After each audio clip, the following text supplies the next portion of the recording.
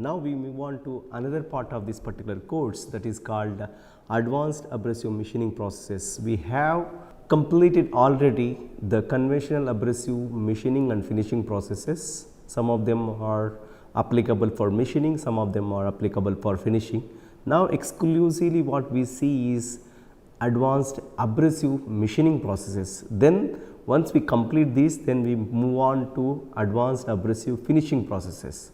Okay. So, this is a particular segment where we come across some of the advanced abrasive machining processes. As I said, machining process will deal with how much material removal that you have taken out from the workpiece. Okay. In a finishing processes, normally you see what is the final surface roughness that you have achieved. Okay. From that point of view, we will going to see here the machining processes using abrasives which are considered to be advanced.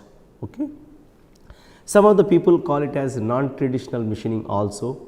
Okay. So, there is no much difference between non-traditional machining, unconventional machining and advanced machining. Okay. So, since this particular course deal with abrasive based processes, that is why we are only talking about some of the advanced machining processes where abrasives are commonly used. We will see the overview of the today's lecture. Normally we start up with what are the advanced abrasive machining processes that we are going to study in this particular segment.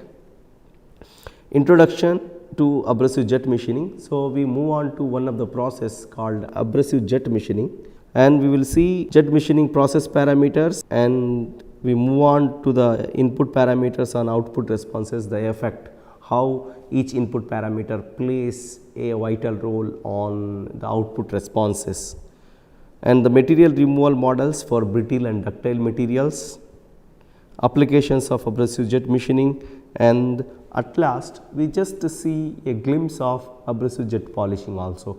This particular process also can be used for polishing applications. Okay. So, but the application wise for polishing very less. So, just we see a glimpse, that is all. So, advanced abrasive machining processes, what are the processes that we are going to study in this particular section of this course is abrasive jet machining, abrasive water jet machining, ultrasonic machining and elastic emission machining. These are the mechanical processes where abrasives are used, and there are few processes, but these are predominantly used abrasive processes in the spectrum of advanced machining processes. We move on to the abrasive jet machining. We see, if you see this particular slide, most of the slides which we are borrowed from Professor Vijay Kumar Jain, who is a Professor Emeritus in IIT Kanpur. So, some of the slides are courtesy to him because he has shared the slides with me, and I am very thankful to Professor VK Jain for sharing his slides. Okay. So, when a person hits the ball twice on a wall with F1 and F2, okay, that means that a person is there, this person is hitting the wall with F1 and F2. Whenever if your force is F1 and F2, the crater size or cavity size that is formed is approximately assumed to be D1 and D2. If the force F2 is greater than F1, then D2 will be obviously greater than D2. This is basic physics. Okay. Abrasive jet machining follows like this, and D2 and D1 size is nothing, is a function of kinetic energy of the ball when hitting the wall. That means that this particular abrasive jet machining works on the various input parameters such as how velocity of the abrasive particle is traveling towards the workpiece and how it is hitting, whether the material, workpiece material is a ductile material or a brittle material. So on, many parameters are there. One thing is that if you just hit with a stone to a particular material, assume that you are hitting a stone to a dry mud. So, what will happen? There will be a crater, there will be a cavity formation on the mud, dry mud. Okay. So, that is the basic concept. of abrasive jet machining. Now we move on, you can, this basic concept we can pile up or compile towards using the abrasive jet machining. So, abrasive jet machining works on this particular principle whatever I explained, where the stone is hit a dry soil or a mud, which is a soil, I mean to say it is not a loose soil, it is a lump of a solid where you have a clay just hit with a particular stone which is slightly harder than this one, and this clay which is a solid clay. So, it is less harder with respect to the stone. So, and it is a brittle material. So, there will be a crater formation. That basic principle which we will see in particularly in abrasive jet machining. And if you are going to hit this particular clay with force F1 and F2, what will happen? The crater size or a cavity size that is formed on that particular solid clay will be more and more. If you are hitting with low force, small crater; if you are hitting with high force, crater will be very big. So, now based on this particular principle, the people came up with a technology called abrasive jet machining.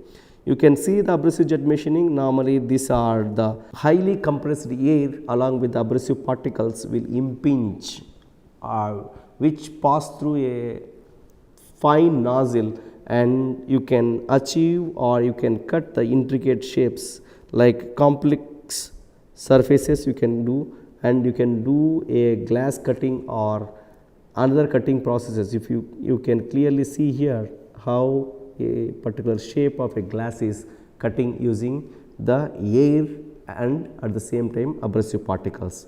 The air is considered to be the carrier medium. As you have seen in the previous slide, there is abrasive jet machining, abrasive water jet machining. So, in the abrasive jet machining, you are going to use air or some gas as the carrier medium. In abrasive water jet, you are going to use water which is a liquid as a carrier.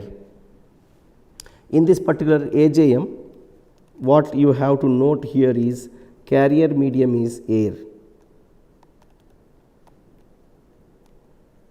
media or medium is one of the things is air, then gas. You can use inert gases or some other gases also you can use to carry the abrasive particles along the direction of the velocity of the air. The principle, the fine particles normally 0.05 mm are accelerated in a gas stream, commonly used is air at a few times atmospheric pressure. That means that you can use 10 bar, 20 bar, 30 bar, 50 bar, like that. If you can use in terms of bar, people will understand that. So, I am saying bar, but internationally if somebody is watching, assume that if I am going to use 10 bar, that means that 1 megapascal. Okay. So, you can use 1 megapascal, 2 megapascal, 3 megapascal of the pressure of the air, which is a carrier medium, and you just mix the abrasive particles and you just inject on a surface to be impinged. Okay. So, that you can cut the intricate shapes or you can generate the craters as per your requirement. The particles are directed towards the focus of the machining less than 1 mm or the tip, that means normally it is called a nozzle tip distance. Normally you come across all these words in the upcoming slides. You just focus on the workpiece so that you can cut the workpiece. As the particle impacts on the surface, if the particle impacts on the surface with high velocity, this causes a small fracture and the gas stream carries both abrasive particle and the fractured particles away. Okay. So, this what it will do is this gas stream which is considered to be the air will carry both abrasive particle and the fractured wear surface away from the this. That means that whenever you impinge, if it is a through cut, so it will carry the debris as well as abrasive particles also. If you see here how the abrasive jet machining works, this is the nozzle. Okay. So, this is the nozzle tip distance, this is my workpiece which is nothing but the distance between workpiece top surface to the nozzle exit is nothing but nozzle tip distance, and fine abrasive particles plus air is coming here,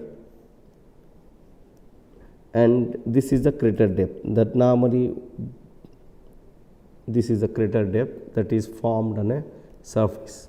So, how you can measure the crater diameter as well as the crater depth. If you see, this is my crater.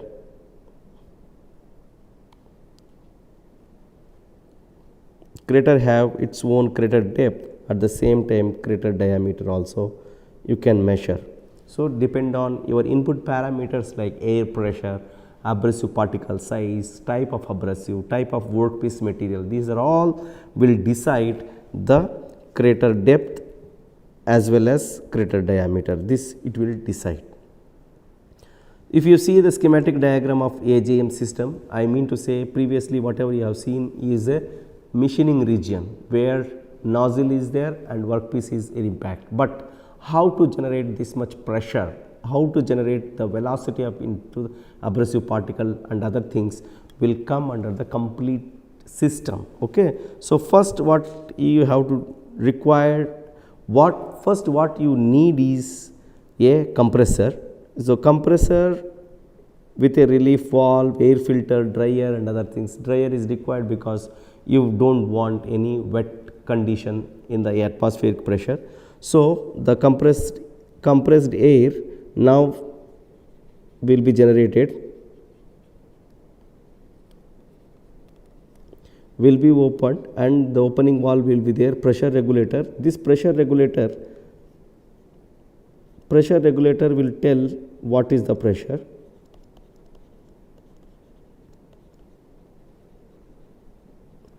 What is the pressure? That means that output pressure, at what pressure? It is the air that is passing here is 1 megapascal or 10 megapascal or 20 megapascal or something, whatever the pascal that will show. Now, it will go into a mixing chamber. This is the mixing chamber where you are feeding the abrasive particles and your gas is compressed gas is coming.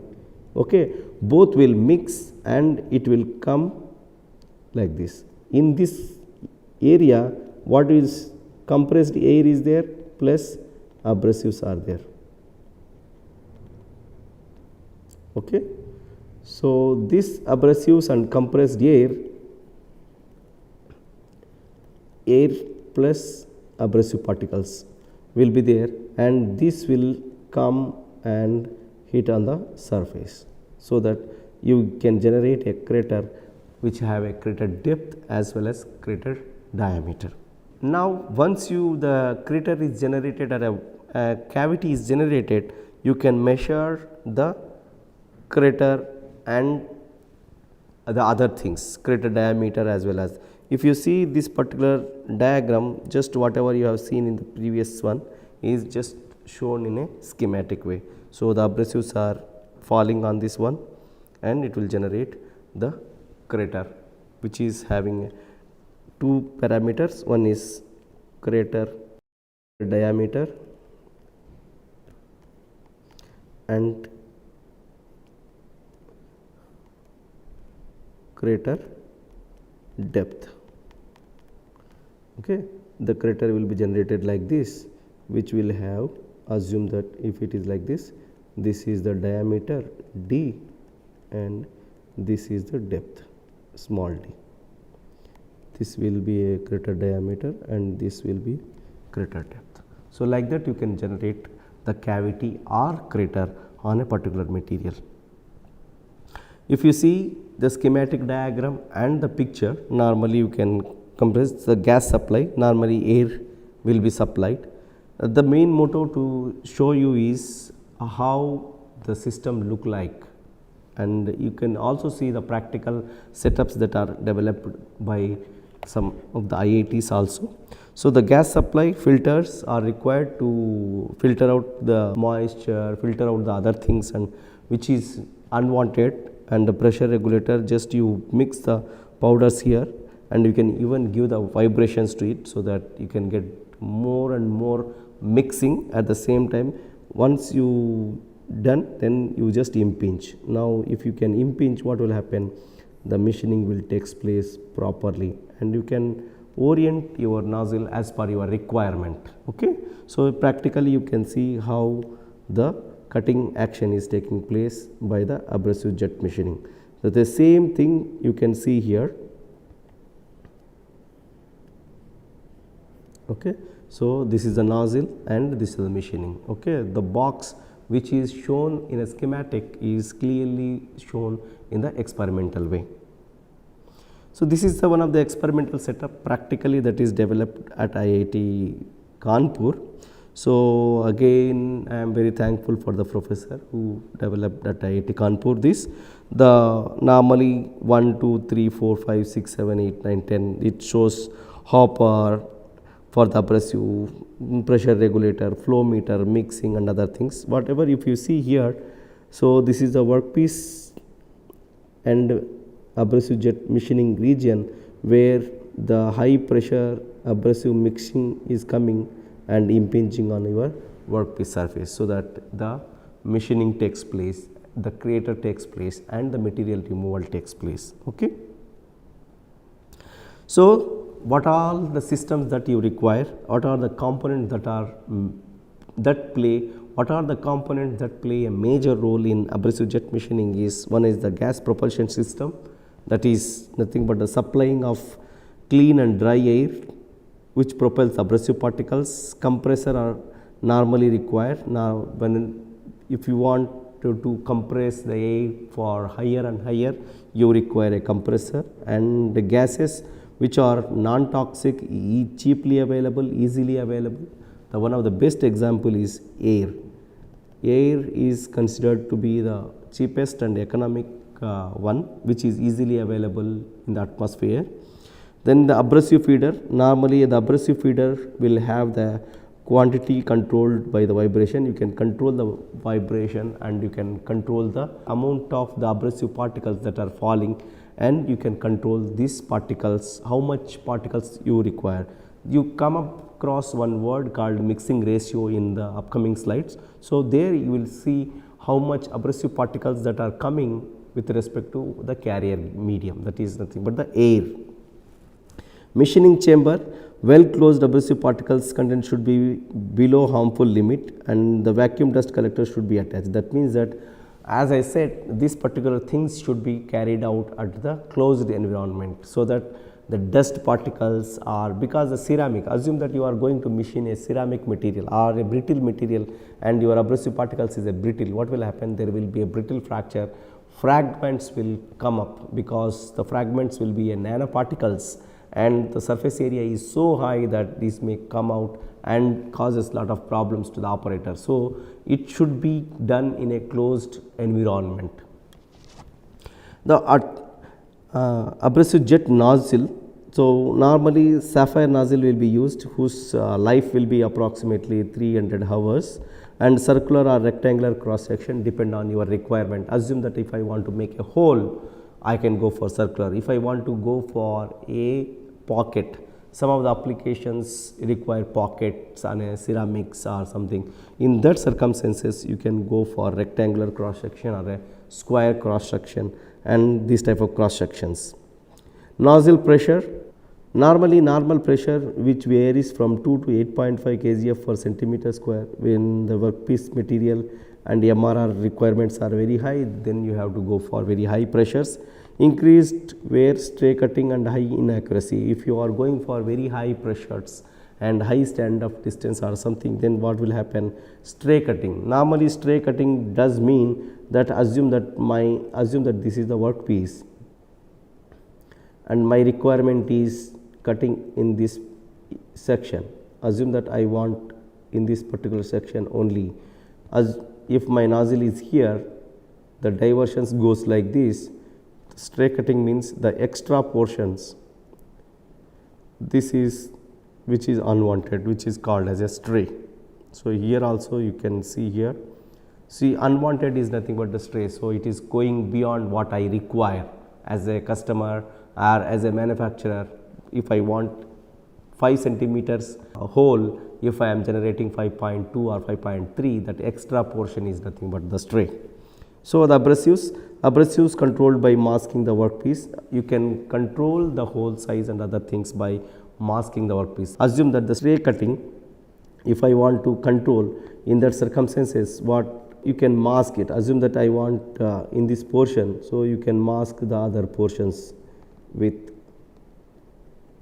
other material, sacrificial material, so that what will happen, the required portion is exposed and the abrasives will take away the material in the form of craters or cavities. Mechanism of material removal, if you see the abrasives and nozzle tip distance and other things, when the abrasive particle hit, what will happen, it will fracture the material, and the fracture mechanism and other things you will see in the upcoming slides. Whenever this particular abrasive comes and hit, so it will generate the similar converse shape of particular portion of hitting, and it may, if it is a brittle material, it goes out as a brittle chip like this. If it is a ductile material, the material mechanism will be goes by deformation, continuous deformation, then the shearing, chipping and other things will take place in ductile one. Okay. The fishbone diagram shows what all the parameters that are affected by the abrasive flow. What are the parameters that will affect the output responses in the abrasive jet machining? So, first one is the nozzle. Nozzle will play a major role. So, nozzle diameter, nozzle type and cross section of nozzle, as we have seen, two cross sections will be there. One is circular cross section and another one is rectangular cross section. The mixing chamber, the length of the chamber is increases, what will happen, what the mixing will be better. At the same time, it may decrease the velocity.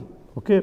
So, the bore diameter, type of chamber and other things, workpiece parameters, normally hardness of the workpiece, geometry details and other things will play a major role. In the abrasives, flowability of abrasives, type of abrasives like SiC, that is silicon carbide or alumina or boron carbide or cerium oxide, and what is the volume fraction that you are going to mix, that means whether you are going to mix 1:1 or 1:10 or something. At the same time, abrasive particle size, whether it is a fine size or a coarse size or a medium size, they like that. And the carrier medium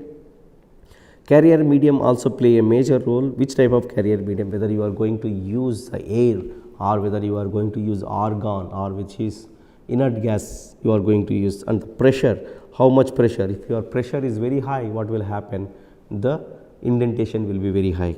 So, the process parameters such as mixing ratio, how much abrasive particles to the carrier medium that you are going to mix, and the standoff distance, how far your nozzle is from the workpiece surface, and the traverse speed and the pressure.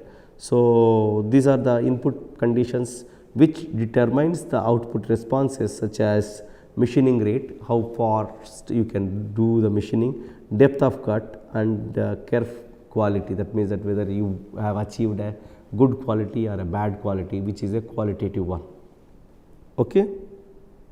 So, the abrasive jet machining process parameters, the main three parameters, among all the spectrum we have 3 or few more some people will follow. So, the mostly important one is abrasive particle, which is nothing but the composition, strength, size and mass flow rate of abrasive particles.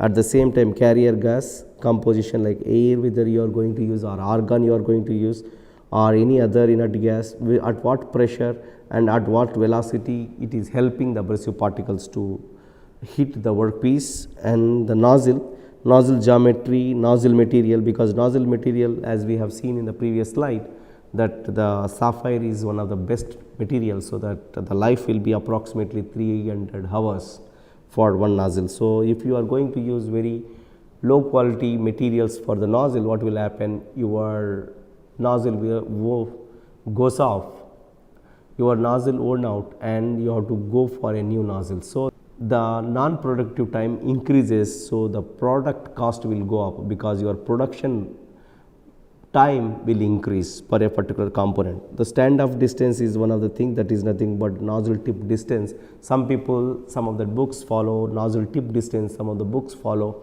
the standoff distance. Okay, the standoff distance and nozzle tip distance is both are same, which is nothing but the starting of the nozzle to the surface of the workpiece. This is nothing but the standoff distance or nozzle tip distance. And the feed rate at the same time inclination to the work. So, whether you want to go for certain inclination to the workpiece or whether you want to put it perpendicular, or that is all the parameters that play a major role among the fishbone diagram. You have a set, a complete set, but some of them have huge influence or major influence, some of them have less influence. So, these are all whatever you are seeing in this particular slide are having a major influence on the material removal rate, crater depth and crater diameter. So, the first one is abrasive particles that play a major role. The abrasive should have the sharp and irregular shape. Normally, all the abrasive particles are randomly oriented, at the same time shape is random. One abrasive particle may like this, one abrasive particle may like this, one abrasive may be like this. So, shape normally will not be a constant in this one. The fine enough to remain the suspended in the carrier gas. If you can go for particle size, lower particle size, the suspension or the suspending in the gas is very good because of the high surface area. It should have excellent flow characteristics because it should follow the path of carrier gas, so that it will do the required purpose. Al2O3 normally uses for the cleaning purpose, cutting purpose and deburring purpose. The silicon carbide normally uses for similar applications of Al2O3.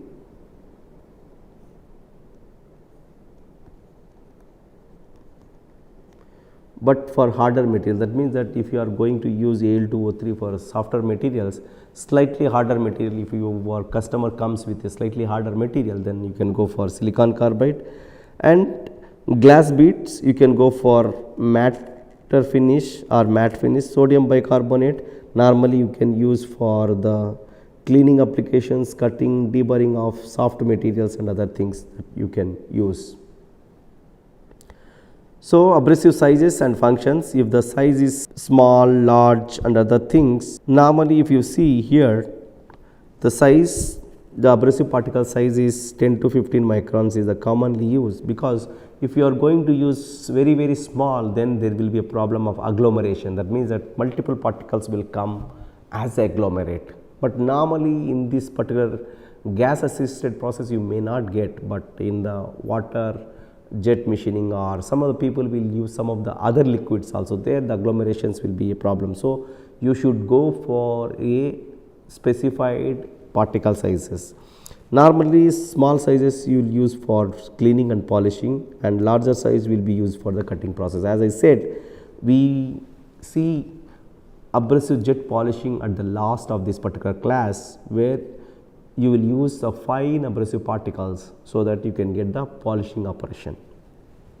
Reuse, basically it is not recommended because it will be contaminated with the chips and may block the nozzle passage and lower ability and lower cost. That means that whenever, assume that I have a abrasive particle like this is very sharp edge is there. Okay. So, whenever you are using a first time, the sharp edge may remove the material, but whenever you use the second time, what will happen? This will become blunt and its efficiency goes down. At the same time, whenever you are going to use it, what will happen? This may accompany by the chip material also. Okay. This chip material accompany. So, the performance of this particular abrasive particle goes down.